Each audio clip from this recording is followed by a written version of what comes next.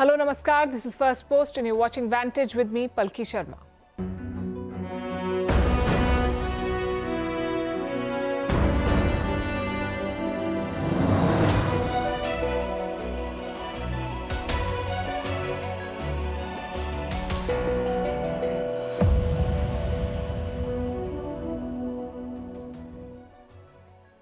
The Deepseek mania continues to grip the world. China's new AI model has caught the world's attention, but it's also facing cyber attacks. Is someone trying to sabotage Deepseek? Is it the United States of America? The internet is debating. Meanwhile, the stock market rout continues. US tech firms have lost a combined $1 trillion in trading. How will they handle the Deepseek challenge? Donald Trump has also waded in. He says China's AI leap should be a wake-up call for Silicon Valley. We say it's a wake-up call for everyone. What should countries like India do? We'll tell you why sovereign AI should become a national mission. Also on the show, how is Donald Trump's deportation drive unfolding? Why is Denmark boosting its military by $2 billion? Is it the Trump-Greenland effect? Why is Bill Gates taking on Elon Musk? Why does President Trump want an Iron Dome for America? And why is China prioritizing physical education in schools? Should other countries also take note? All this and more lined up for you today. First, the headlines.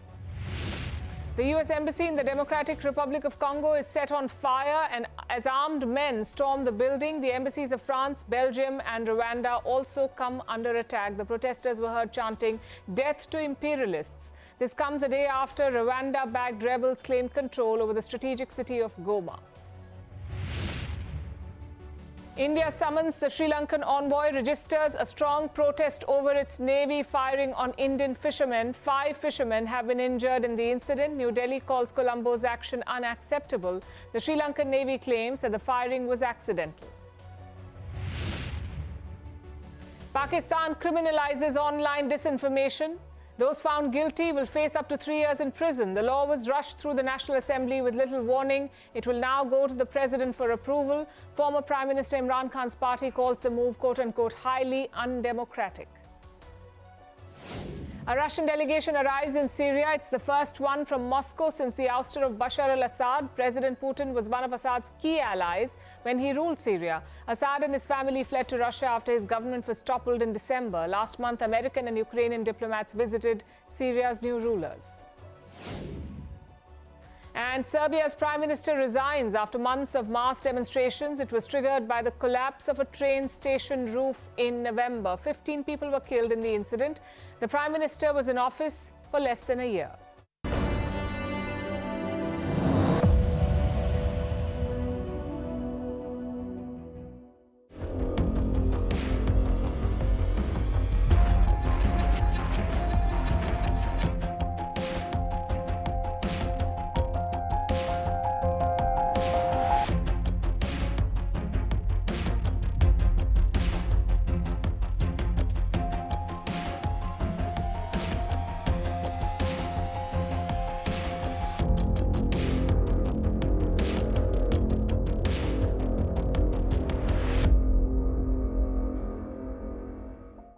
Alphabet, Amazon, Apple, Meta, Microsoft, Nvidia, Tesla.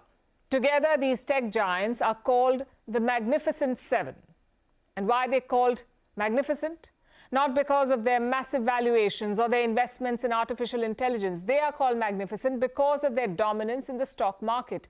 These 7 stocks account for over 1/3 of the total value of S&P 500. S&P 500 is an index that tracks the top 500 companies in America, and these 7 companies that I just mentioned rule it. They shape the fortunes of the market, and when they stumble, the market trembles. We saw that yesterday. The stock markets were bleeding. $1 trillion were wiped off in a single day, all thanks to a Chinese AI company called Deepseek.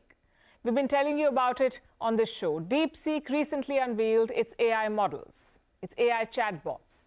And they're making waves the world over, giving American AI giants like ChatGPT and Gemini a run for their money. The Chinese models are cost-effective, just a few $1 million in investments. They were also trained on less advanced chips. Yet they're as good as their Western counterparts, and this has left the markets in a frenzy. If you looked at the Magnificent Seven yesterday, you could have mistaken them for a Chinese flag. That's how red they were. The biggest loser? Star chip maker Nvidia. It had its worst day since the year 2020. Nvidia shares plunged 17% in yesterday's trade. It wiped out $600 billion in market value, $600 billion in just one day. It's the biggest fall in US stock market history. The other tech titans weren't spared either. Alphabet shed $100 billion. Microsoft lost $7 billion. All in all, it was manic Monday for America's tech giants. And the losses spilled over. The world's richest collectively lost $108 billion. Leading this rout was Jensen Huang, the CEO of Nvidia. His fortune took a $20 billion hit. You'd think he wouldn't be a fan of Deepseek, but surprisingly, Huang had a different take. He called it, and I'm quoting, an excellent advancement. And it's easy to see why. Deepseek's AI models were trained using Nvidia chips. They weren't the latest and the greatest, but they were still Nvidia chips. And here's the twist. A cheaper AI model means more AI demand. Yeah, I think the worry is that they, in theory, were able to do this without Nvidia's latest chips, as well as the model. It's a strong model. But the reality is that it doesn't change the position of US tech, Nvidia, Microsoft, and others relative to AI revolution. And I do believe it's a huge overreaction that we're seeing in stocks on this Deepseek sell-off. So this does not spell doom for Nvidia, but the same can't be said for OpenAI. That's the maker of ChatGPT. OpenAI CEO Sam Altman praised Deepseek. Let me quote from what he said. Deepseek's R1 is an impressive model, particularly around what they're able to deliver for the price. We will obviously deliver much better models. So Sam Altman says OpenAI can do better, but can they really? Again, look at the numbers. Deepseek trained its models for just $6 million. Compare that to OpenAI. It is burning through $5 billion a year. So the Chinese version comes for a fraction of the cost. Plus, it is free for users, while ChatGPT comes with a hefty price tag. So for consumers, the choice is quite obvious. It is a no-brainer, really. Millions are flocking to Deepseek, making it the highest-rated free app in the United States. But with great fame comes great risk. And Deepseek learned it the hard way yesterday. The app was hit by a cyber attack. It was so bad that the company had to limit registrations. They investigated it for 2 hours and called it a large-scale malicious attack. Deepseek has not given any more information on the attack. The timing, of course, is a bit suspicious, so the internet wasted no time in deciding who is the culprit. They believe the United States did it.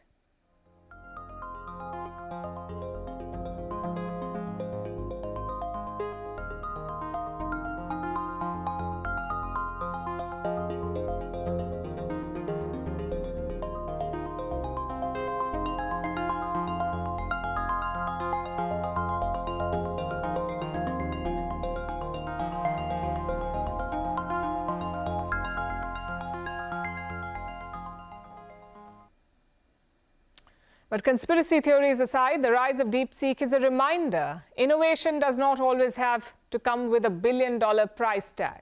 Yes, the Magnificent Seven still dominate the market, but they're not invincible. Yesterday's sell-off was a sign of things to come, perhaps, that the next big revolution may not come from Silicon Valley. So the tech race is heating up. It's not just a battle for AI supremacy, it's a battle to control the future. Yes, tech companies will be on the front lines, but they won't be there alone, because as the race intensifies, politicians will step in.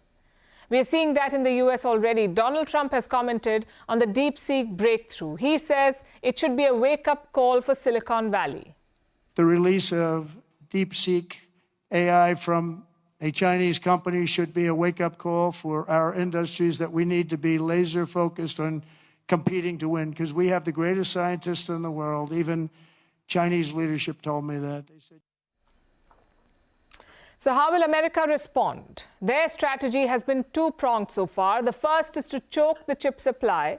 You need advanced chips to make AI platforms. Most of them are made by Nvidia. In fact, even Deepseek, as we just told you, was trained using Nvidia chips. So the US has cut off this supply. They have barred the sale of advanced chips to China. That's the first strategy. The second strategy is investing at home. Joe Biden announced billions of dollars for the chip industry, and Donald Trump is building on that. He recently unveiled a massive private AI venture. It is worth $500 billion. The US will be hoping to replicate the space race. If you remember, they had a horrible start. The Soviet Union launched the first satellite. They also put the first man in space, but after that, it was one-way traffic. Not only did the US overcome the Soviet lead, they comprehensively won the space race. How did they manage to do that? Because space became a national mission. Private companies, government agencies, even ordinary people bought into it. That's the thing about American companies, in fact. They claim to be globalized institutions, but their loyalty clearly lies with the United States. Just look at Google. They plan to update their maps in the coming days. Do you know why? It is to rename the Gulf of Mexico. This is a water body shared by the US, Mexico, and Cuba. For centuries, it's been called the Gulf of Mexico, but President Donald Trump has renamed it. He's calling it the Gulf of America. The change has not been reflected in official documents yet. Once it is, Google Maps will be updated. Users in the US will see the water body as Gulf of America. What about those outside the US? They will see both names. Now, this is part of a broader trend, a marriage of convenience between big tech and the US government. And the benefits are quite clear. Big tech can influence US policy at home. They can also utilize America's outsized role in world affairs. For example, fines. Europe has accused big tech firms of antitrust violations. They've also fined the likes of Apple and Google. Collectively, these fines are worth $15 billion. President Trump says this is unfair, that foreign countries should not be fining US firms. He's also threatened tariffs in retaliation. So the benefit for these technology companies is quite clear. And what's in it for the US government? Well, they get access to user data, and they do. Also contracts with the military and leverage over rivals and allies. After all, big tech companies operate practically everywhere, so the success of China's Deepseek is a wake-up call. Not just for Silicon Valley, but for every country in the world. Tech sovereignty should be their ultimate goal. If you own the technology, you can regulate it. You can ensure it's free and fair. If you don't own it, you're just a spectator. You may have seen big tech CEOs dragged up to US Congress. Do you think that will happen anywhere else in the world? Do you think a Mark Zuckerberg will testify in Europe or India? He won't, because he's protected by the US government. With artificial intelligence, we're seeing the same thing. American companies and the US government are mobilizing to monopolize yet another industry. The question is, what can the rest of us do? What should countries like India do? For starters, Deepseek is an encouraging sign. It is not a multi-billion-dollar project. It was built on a very small budget. Until now, that was a big worry for countries like India. They were wary of splurging on AI training. But if it can be done for cheap, why not? Although there is a problem. Does India want an AI model like Deepseek? There are no indications from the government so far. Meanwhile, the private sector is split on this question. Infosys chairman Nandan Nilekani weighed in recently. He says India should not invest in large AI models. Instead, it should focus on practical applications of artificial intelligence. But homegrown AI bosses disagree. They say large models are necessary. This lack of clarity will hurt India's AI campaign. We need a national mission to create sovereign tech assets. We couldn't do that with past technologies, with the internet, with social media, with 4G and 5G, or even with smartphones for that matter. If we miss this AI bus, there could be a repeat.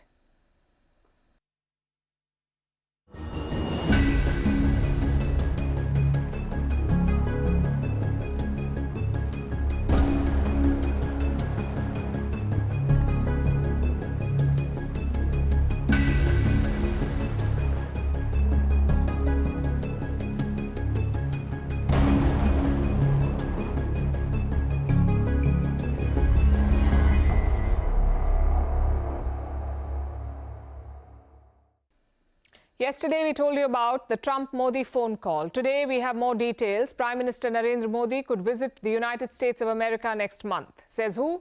President Donald Trump himself. He says he will host Modi at the White House in February. Now, if confirmed, this would be significant. Incoming US presidents usually host allies first, like the leaders of Israel or the UK. Indian prime ministers visit much later. In Trump's first term, he hosted Prime Minister Modi in late June. His successor, Joe Biden, hosted Modi in September. This time, it could happen a lot faster. Let's see if either side announces a date. Even if they don't, the meeting could happen anyway because both Modi and Trump are traveling to Paris next month. They will attend an AI summit there. So chances are they will meet on the sidelines. Beyond this, what did Modi and Trump discuss? Well, the Indian Prime Minister congratulated Donald Trump on his election win. They also discussed global hotspots like Ukraine, Gaza, and the Indo-Pacific. Trump urged India to buy more American-made weapons. He also talked about a fair trading equation. And that last one is quite important because Trump believes that India is a tariff abuser.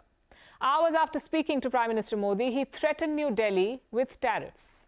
Put tariffs on outside countries and outside people that really mean us harm. They want to, well, they mean us harm, but they basically want to make their country good. Look at what others do. China's a tremendous tariff maker, and India and Brazil and so many countries. And so we're not going to let that happen any longer because we're going to put America first. Always put America first. That's what's going to happen. There are two major irritants here. The first is immigration. The second is tariffs. India is showing flexibility on both these issues. On immigration, New Delhi has made its position clear. If the migrants are illegal, we will take them back. President Trump seems confident about that. He was asked whether India would take back its illegal migrants, and he said Prime Minister Modi would do the right thing. On tariffs, India has less wiggle room. Reports say New Delhi is planning to buy more American products like whiskey, steel, and oil. The hope is to appease Donald Trump. But what if it doesn't work? Then the impact will be consequential because the US is India's top export market. We also have a trade surplus with them, meaning we sell more goods to America than we buy. This surplus is around $35 billion. If Trump taxes this trade, it will hurt Indian exports. So how can India protect itself? There are two things to watch out for. The first is the upcoming budget. There are murmurs of possible tariff cuts on US imports, like on pork and motorcycles. If they happen, Prime Minister Modi can send a signal to President Trump, a signal that India is willing to engage. The second thing to watch out for is the meeting itself. Can Trump and Modi strike a trade deal? Can Modi get some concessions from Trump? Maybe a way to sidestep the tariffs. This could offer India some much-needed breathing room. Of course, it won't happen in one meeting, but we should look out for signals. The best option is to see this as an opportunity, a chance to rationalize our tariffs, also a chance to expand our export base. You see, right now, there is a dependence on America. Nearly 18% of India's exports end up in the US. It's come down from the peak of 22% in the year 2000, but it's still quite high. In some sectors like IT, it's as high as 80%. So naturally, US tariffs can hurt us, which is why it's important to diversify, to export to more countries and regions. And India has been negotiating a lot of free trade deals, but most of them are still stuck, including the ones with the UK and the European Union. They're clearly interested in pursuing it, so New Delhi must capitalize on their desperation. We need to export to more regions. We need to diversify our trade. If not, a Trumpian threat will shake things up. So now is the time for India to be proactive, to stave off Trump's threats on one side and to insulate India's economy on the other. Donald Trump is deporting undocumented immigrants, left, right, and center, and he's quite proud of it. This was a major promise during his election campaign, and he's quite happy to fulfill it. We're tracking down the illegal alien criminals. We're detaining them, and we are throwing them the hell out of our country. We have no apologies, and we're moving forward very fast. They're very dangerous people. Raids are taking place all over the United States. U.S. Immigration and Customs Enforcement, or ICE, is picking up undocumented immigrants. They have arrested people in all corners of the United States, from Maryland to Georgia, from Colorado to sanctuary cities like Chicago. They even had raids in Puerto Rico, which is not even a state. It's an island in the Caribbean, a de facto U.S. colony, but U.S. authorities conducted raids there as well. Hundreds of people are being arrested every day. More than 950 were arrested on Sunday alone. These were undocumented immigrants. After arrest, They have to get processed, and then they'll be put on a flight and deported, sent back to the country of their country of origin. The US military has been called in to help. They are assisting with the deportations. Undocumented immigrants are being loaded up on military transport aircraft and flown to their country of origin, or at least one country so far, which is Guatemala. Guatemala is a nation in Central America. It is home to about 18 million people, and it shares a border with Mexico. Guatemala is welcoming the US military planes carrying back undocumented migrants from the country. Their vice president, Karen Herrera, was at the airport herself. She greeted the first batch of deported migrants in person. This was on Friday. The US sent 3 military planes then. They sent another one yesterday. So that's 4 round trips for the C-17 Globemaster III. This is a large military transport plane capable of transporting about 200 people in one go. The US Department of Defense shared some footage yesterday of the first deportation flights to Guatemala being loaded up. The migrants can be seen in chains, handcuffed, feet tied up, chains around their torsos as well. It seems that they're being treated like hardened criminals. President Trump did say that they were dangerous, but some of the visuals do seem odd. There are clearly some children there among the migrants. Was it really necessary to parade them around in chains? It seems excessive. When the migrants arrived in Guatemala, some of them remained in handcuffs. These were the criminals facing charges in their home country, but most were set free. They were given temporary IDs and welcomed with open arms. So clearly, most of them were not dangerous criminals, but they still immigrated to the US illegally, so Trump has no qualms about kicking them out. And that is the reality facing everyone in the US illegally right now. Criminal or not, they're all set to be deported, and President Trump won't be taking no for an answer. And as you saw yesterday, we've made it clear to every country that they will be taking back our people that we're sending out, the criminals, the illegal aliens coming from their countries. We're taking them back, and they're going to take them back fast. And if they don't, they'll pay a very high economic price, and we're going to immediately install massive tariffs. Trump was talking about the showdown with Colombia. We told you about this yesterday. Colombia refused to accept US military deportation planes, so Trump threatened them with tariffs. Eventually, Colombia backed down. Colombia still won't take US military planes. It is sending its own aircraft instead. It says it wants to bring back its citizens with quote-unquote dignity. Similar objections have been raised by Brazil and Mexico. They are also opposed to US military deportation flights and the poor treatment given to their citizens. Brazil has in fact summoned the US envoy in their country to explain the reports of mistreatment. The protest, however, seems to be about the optics, not the deportation itself. Both countries are still taking back migrants, just via civilian flights instead. Mexico is taking back migrants at the border as well. So far, about 4,000 people have been deported to Mexico, and this number is expected to keep increasing. Sunday's standoff with Colombia was a message. Trump will use all means at his disposal to deport migrants, even if it hurts the economy of the United States and destroys bilateral relations. Donald Trump just wants to kick migrants out. Most countries understand this now, even rivals like China. Yesterday, Beijing said it was willing to take back illegal migrants. It said it was, and I'm quoting, willing to repatriate confirmed Chinese nationals. The US Department of Homeland Security has faced resistance in the past, but yesterday's message could signal better cooperation. All of this points to one thing. Trump's mass deportation plan is well and truly underway. Our next story is about Denmark. The European nation is scrambling, not because of enemy threats, but because of threats from a supposed ally, US President Donald Trump.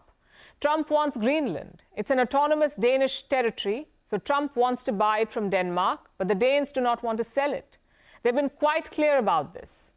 Trump does not care, though. He says that the US will definitely get Greenland. Those are the words that he used, and this seems to have caused chaos in Copenhagen.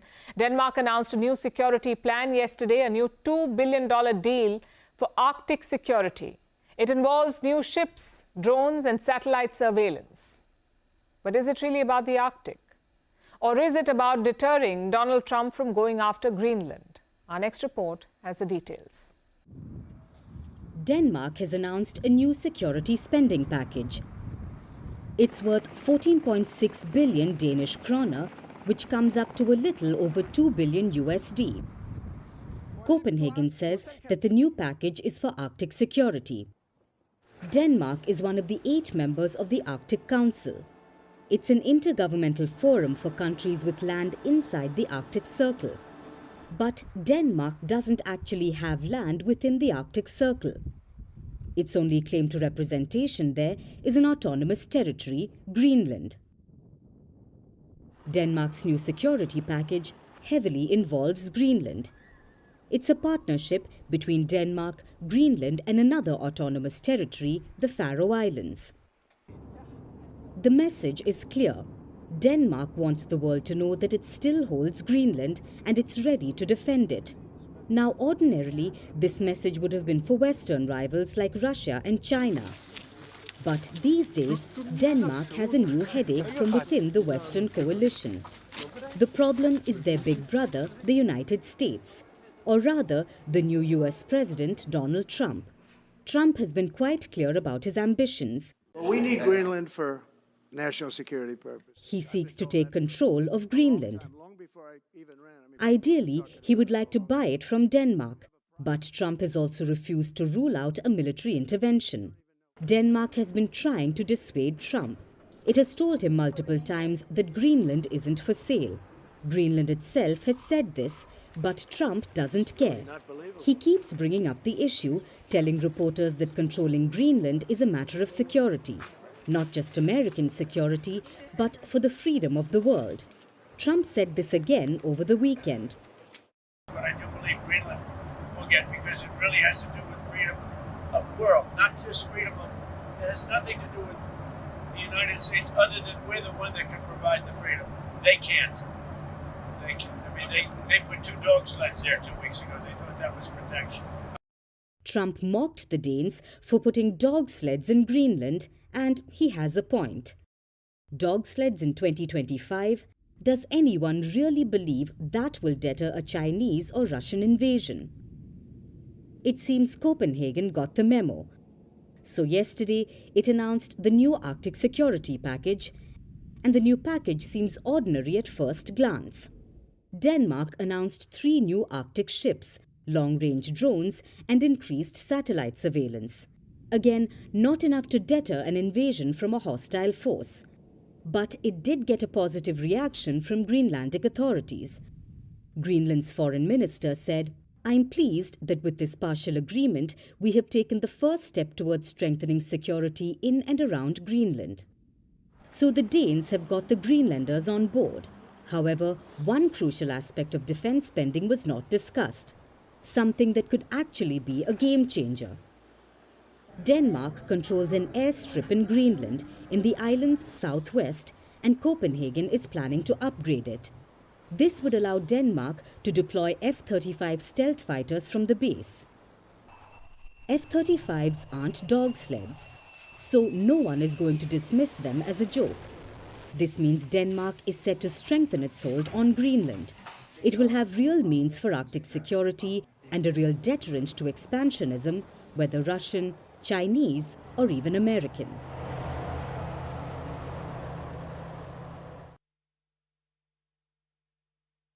The Silicon Valley was meant to be a cradle of innovation, but it's starting to resemble a gladiatorial arena where billionaires clash and collaboration takes a backseat.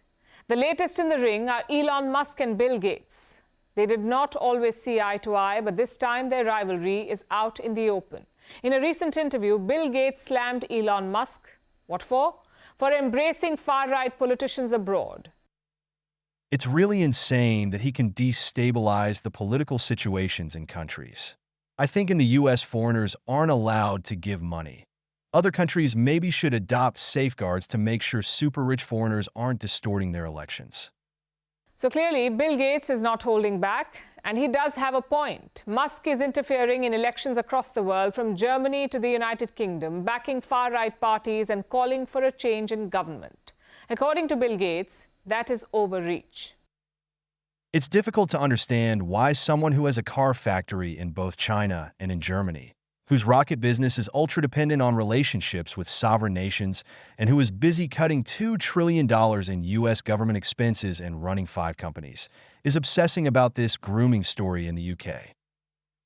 And what is Musk's response? Well, last we checked, he hadn't stirred up a tweet storm. Maybe he's asleep, or perhaps he's actually working.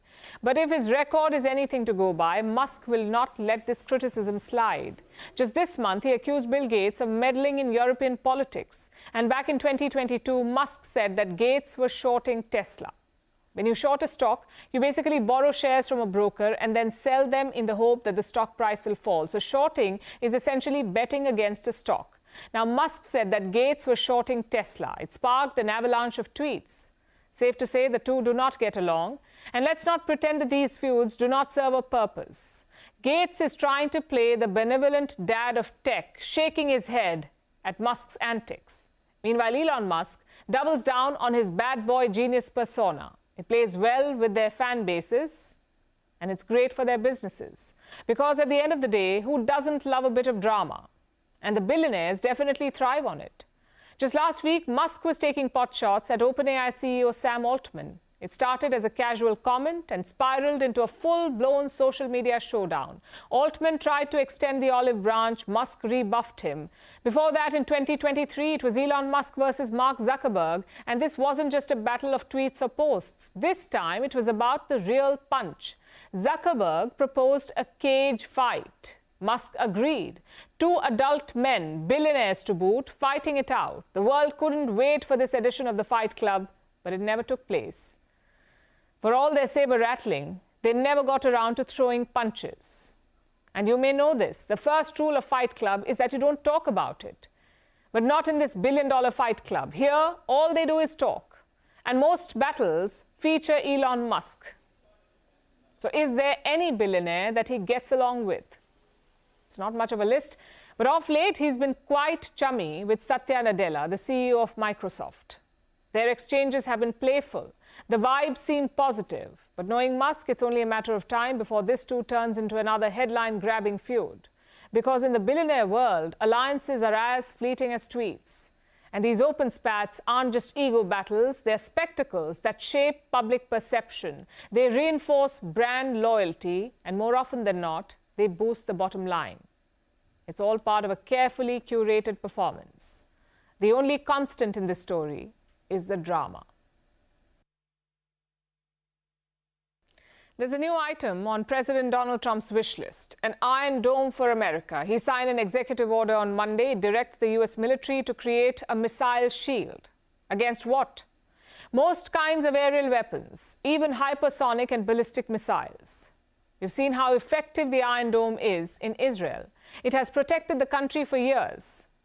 But this system, is this practical for a bigger country like the United States? And how much would it cost? Our next report tells you. Remember Donald Trump's slogan from 2016? We're going to build a wall. It's going to be built. Well, this time, he doesn't want a wall. He wants a shield. A shield of missiles to protect American skies. Or, as he put it, an Iron Dome. He's what we need to immediately begin the construction of a state-of-the-art Iron Dome missile defense shield, which will be able to protect Americans. You know, we protect other countries, but we don't protect ourselves. And Trump has already signed the executive order. The Pentagon has 60 days to come up with a plan. The goal? To protect America from next-generation strategic weapons, even your ballistic and hypersonic missiles. The idea isn't new. Ronald Reagan first invested in this plan. He tried to protect the US from a ballistic missile strike. This was way back in 1983. Will soon go forward. Since then, the US has invested $415 billion on this project. And the result? No success. Even today, it's almost impossible to shoot down a ballistic missile. They are relatively small, they hurtle down from the edge of space, and they travel at many times the speed of sound. You cannot shoot them down from Earth. Your best bet is missiles stored in space.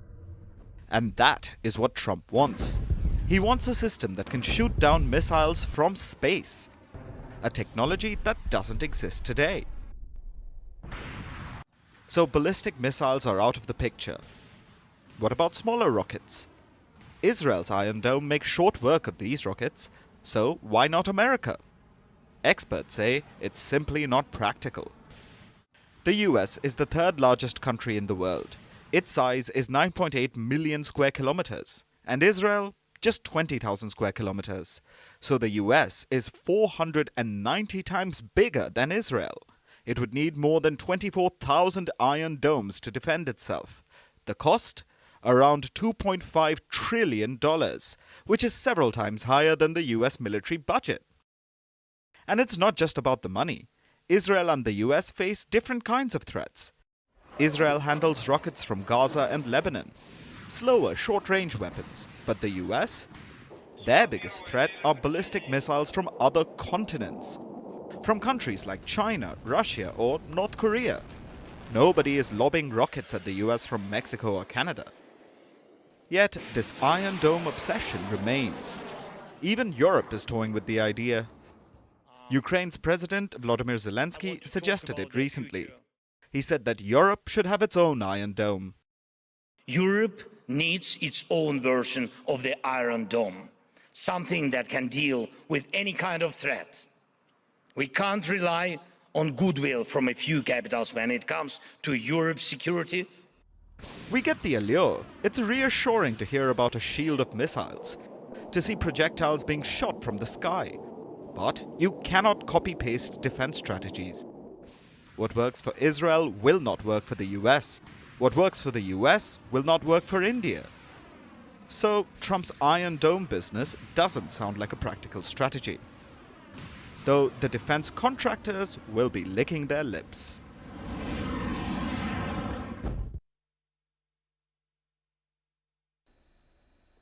Now let's talk about Pope Francis. He has a lot going on. The Catholic Church is battling a crisis of faith, so the Pope is trying to restore numbers. He's pushing to modernize the Church with world tours, blessings for same-sex couples, and discussions on AI and climate change. But for every 2 steps the Pope takes, the Church seems to take 1 back. Because despite years of reform, every once in a while a new scandal erupts. The most recent one comes from the Peruvian Church. An investigation has uncovered sexual abuses and financial mismanagement by its top members. It is the same old story, but this time Pope Francis is handling it differently. He is dissolving the church based in Peru. So what is behind this remarkable step? How unusual is it? And what does it mean for the church?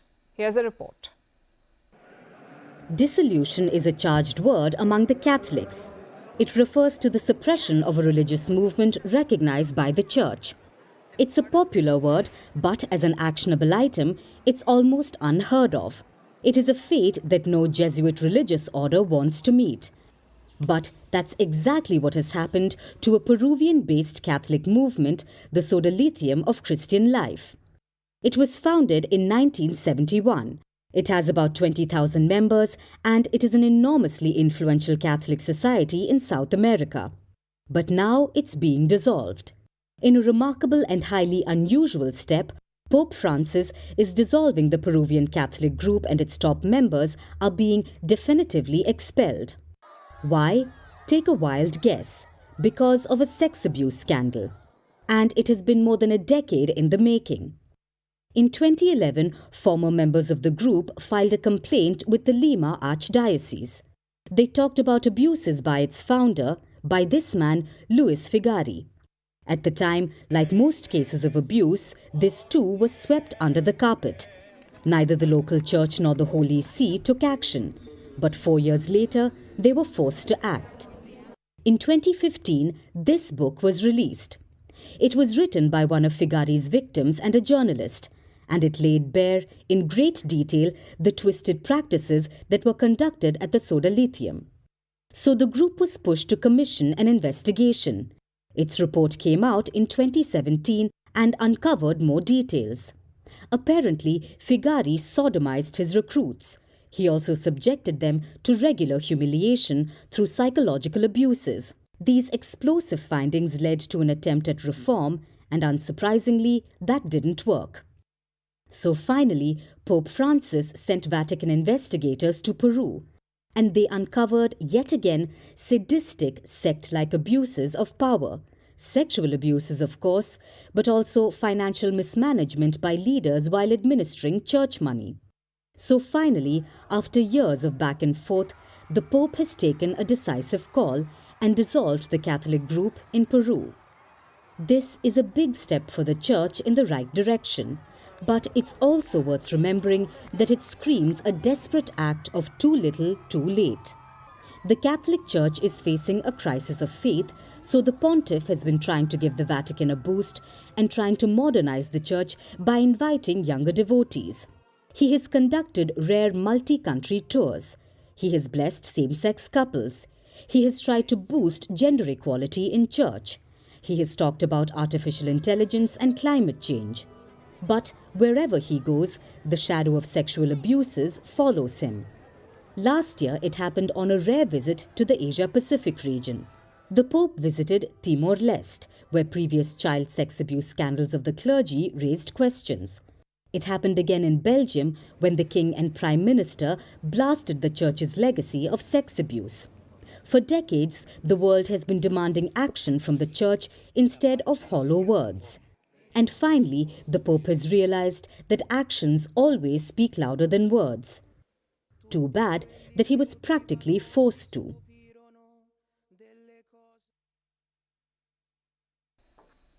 Our next story tonight is about sugary drinks and their bitter truth. A new study is out. It says that in the year 2020, sugary beverages caused 2.2 million new cases of diabetes. Your sodas, cold drinks, flavored juices, sports drinks, they caused 2.2 million cases of diabetes in just 1 year the world over. But this is not surprising. On average, every year, these drinks are responsible for more than 2 million diabetes cases and more than 1 million cases of heart disease. Yet their consumption is on the rise. How big is this market? Why is it still growing? And what can we do about it? Here is a report. Work out in the morning? Have a sports drink. On your way to work? Grab some flavored water. Done with a meeting? Have a Diet Coke. Is this what your day sounds like? If yes, then it is punctuated by sugary drinks. Your sodas, cold drinks, flavored juices, sport drinks, the relatively cheap, easily available, very tasty, sugar-sweetened beverages that come with a hidden bitter truth. A new study is out, and it shows that in the year 2020, sugary drinks caused about 2.2 million new cases of type 2 diabetes globally. This is not surprising. With the rise in sugary drink consumption globally, diabetes and heart disease are on the rise as well. In fact, on average, the world over, sugar-sweetened beverages are responsible for about 2 million cases of diabetes, 340,000 deaths from diabetes, and about 1 million cases of cardiovascular disease. While these are global numbers, not all countries share the burden of these health consequences. Over the past few years, soft drinks have faced a decline in North America and Europe. This is mostly thanks to policy regulation. And it is good news, but this has forced soft drink giants to look elsewhere and seek new customers in the developing world. So, in recent years, Sub-Saharan Africa and Latin America have seen the biggest jump in consumption. And now, more than 3/4 of deaths from cardiovascular disease take place in low and middle-income countries. Because you know how this works. You already know why sugar-sweetened drinks are bad for us. They rapidly flood the body with empty calories. They lead to obesity, liver damage, hypertension, heart disease, type 2 diabetes, and even blindness, amputations, and premature death. All these risks are well documented. Yet, the consumption of these drinks is rising globally. As per reports, in 2023, this industry stood at $216 billion. By 2029, it's expected to reach $327 billion. That's an increase of more than $100 billion. And it's harming us in more ways than we realize. Yet so far, only 80 countries have adopted measures to decrease sugary drink consumption. Most of them target education and awareness of consumers. But decades of research proves that this is not enough.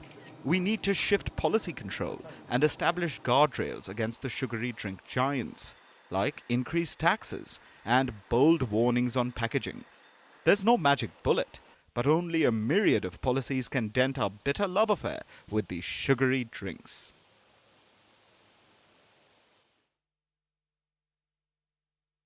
Have you heard of the 3 R's? Don't break into Natu yet. I'm not talking about the movie RRR. I'm referring to the 3 R's in education. This is a concept in schooling, and it forms the foundation of teaching. The 3 R's refer to reading, writing, and reckoning, basically calculation or arithmetic. So that's the 3 R's, reading, writing, reckoning. But in recent years, there has been a push for a 4th R, recess. This includes playtime for physical education. You see, researchers, educators, parents, they're all increasingly coming on the same page. They're all realizing that exercise is crucial for children. So they want to boost physical education. They want to raise its standard. They want to give it the same status as maths, English, or science. And slowly, governments are coming on board. Now, credit where it's due. China is a part of this club. Beijing wants to beef up physical education. They have unveiled a bunch of policies which look at the quality and quantity of PE in schools. There are 3 key aspects here. First, PE will become core to the curriculum, like Chinese or maths. It will not be a secondary subject. Second, the focus will shift to teachers. Their numbers will get a boost. And so will the respect that they are due. Yes, China being China is mandating respect too, but this time for good, it seems. They want physical education teachers to be treated the same as their colleagues teaching core subjects. This will ensure that they are compensated well and held to higher standards. Plus, it will encourage retired athletes and military veterans to pitch in. And third, apart from quality, Beijing is regulating quantity as well. They're mandating at least 2 hours of physical activity daily, 1 hour at school and another outside school. Of course, an obstacle course lies ahead. These policies could face hurdles during execution, like ensuring relevant infrastructure in schools, or regulating the hiring of teachers, or measuring the progress, and making sure that some children don't fall behind. But these policies are also necessary. And this is one of those rare occasions where China is thinking in the right direction. But why now? Why is Beijing giving physical education the credit it is due? The answer lies in their economy. It is in bad shape. There is a slowdown. Factory activity has shrunk. People are spending lesser money, so they're opting for cheaper food or junk food. Over the next decade, obesity is expected to rise in the country, and this is bad news. Because according to the World Health Organization, more than 37% of their population is already overweight or obese. And this includes children. Back in 1990, about 1% of Chinese boys were obese. Today, that number stands at 15%. This is behind the US, but ahead of most other countries like the UK, Japan, and India. Or look at obesity among Chinese girls. In 1990, it was less than 1%. Today, it is about 8%. Obesity is a major public health issue in China, so Beijing wants children to exercise more and make movement a part of their lives right from school. But this is not just about China or about obesity for that matter. People say exercise is good for the body and mind. This is especially true for children. It increases muscle and bone strength, it boosts fitness, heart health, and promotes better sleep. Exercise also makes children fitter for learning. Study after study shows this. Children who are more physically active do better in school. They have better concentration, better focus, more self-control, lesser stress and anxiety. In fact, physically fit children have different brain structures altogether. It helps them do better at maths and reading. So the benefits are plenty, yet physical education is often seen as a hindrance to studies. It is viewed as a distraction. It is given stepchild treatment. Very few countries mandate it in schools. Sure, there are a lot of caveats to ensure exercise in schools, yet you need ample resources, like the right kind of gear or enough playgrounds. You need qualified specialist teachers. You need the right standards, better funding, and ways to battle the inherent bias against playtime. But the benefits of physical education far outweigh the efforts required to bring this radical shift. So my point is quite simple. Physical education is like the underdog of schooling, and it deserves to be valued because it is unfair to teach students to sit still when we don't help them move more.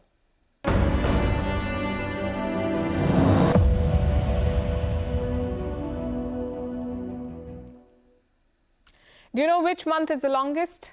Technically, 7 months have 31 days in them, yet January is said to be the longest. It often feels like the month is never ending, and it's caught the internet's attention. People are ranting online about how January is seemingly endless. Even Google has waded in. But don't worry, scientists have a logical answer for you.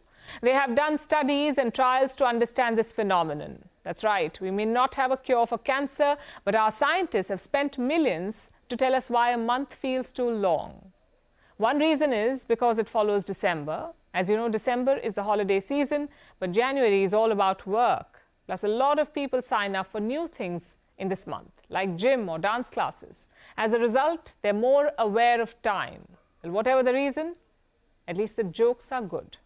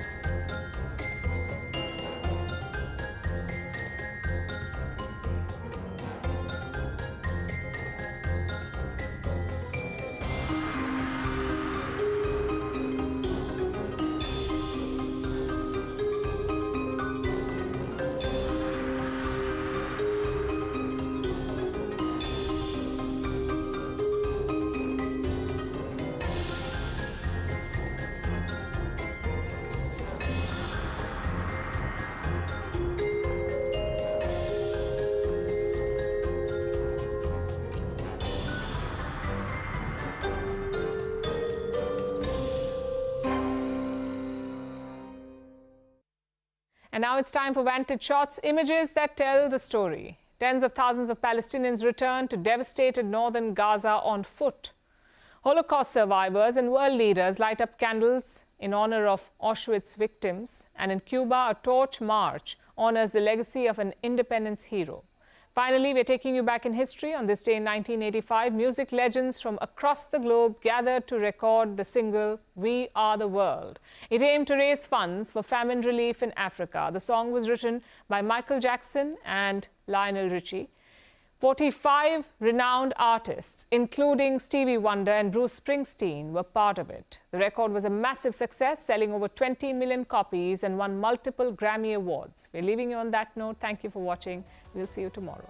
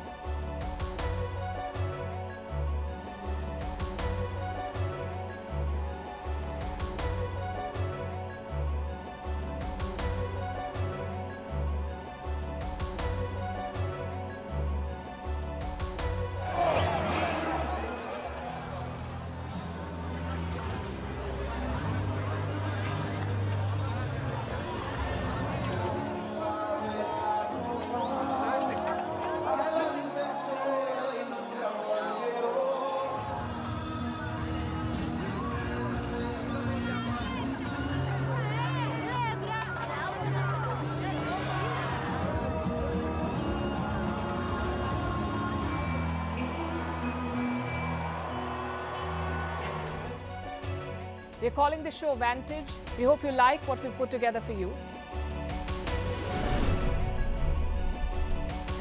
Touted as the minimum defense from that video.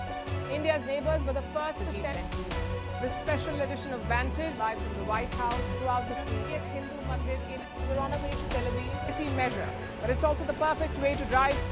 I don't think that Prime Minister of Bhutan, Sherin Tagwe. Welcome to 60% of the world's office. Prime Minister Modi did the iron. we were actually How are you doing? How do you like? It's been 1 year since that meeting. Iron bars separate you from the outside. Out the vote effort. Trump had, it says, and at $4.3 trillion. 4.3 billion by 2030. That's what we need to tackle climate change.